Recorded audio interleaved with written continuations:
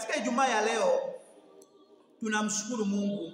Tunazungumzia habari nzima tena ya kifo. Na tunazungumzia ya kwamba kuna baadhi ya watu ambao kwa nini huwa hawaponi. Sikiliza pointi hii kutoka katika kitabu cha Player Ellen G. White.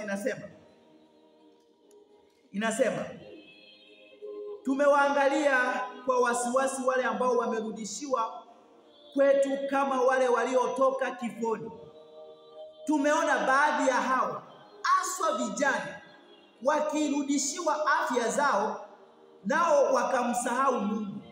Anatambulisha baadhi ya watu ambao kumbe ukimrudishia afya yake huwa wanamsahau Mungu. Kataa ukubali. Watu wengi tunakuwa wanyenyekevu tukiwa tumeugua. Watu wengi tunakuwa wanyenyekevu tukiwa kwenye shida. Na ndio maana nimekuwa nikihudhuria kwenye misiba. Sijawahi kuona kwenye misiba watu wanacheka ovyo ovyo. Wengi utaona wanaumia, wengi utaona wanalia. Hivyo basi Mungu pia amekuwa akijua hili.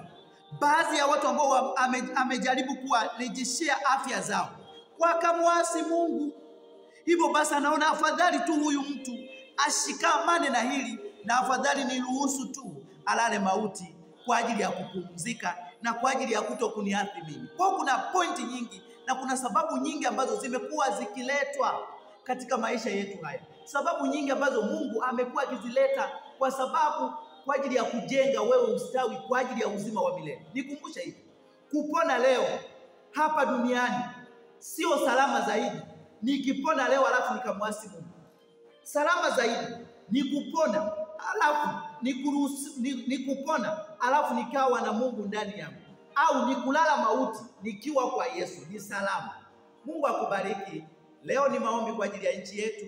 Tunaendelea kuiombea nchi yetu. Tunajua tunaenda kwa uchaguzi. Mungu wetu akazidi kutiisha uchaguzi huu.